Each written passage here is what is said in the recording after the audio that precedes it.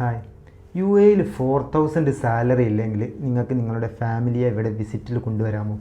ഇത് പല ആൾക്കാരുടെയും സംശയമാണ്. കാരണം ICPയിൽ പുതിയൊരു അപ്ഡേഷൻ വന്ന് നിങ്ങൾക്ക് 4000 സാലറി ഉണ്ടെങ്കിൽ നിങ്ങൾക്ക് ഫാമിലി വിസിറ്റിംഗ് വിസയ്ക്ക് അപ്ലൈ ചെയ്യാം. അപ്പോൾ ഇത് വിസിറ്റിംഗ് വിസയുമായിട്ട് ബന്ധപ്പെട്ടാണ്. നിങ്ങൾ ഫാമിലിയെ ഇവിടെ കൊണ്ടുവരുന്നത് ടൂറിസ്റ്റ് വിസയിലാണ്.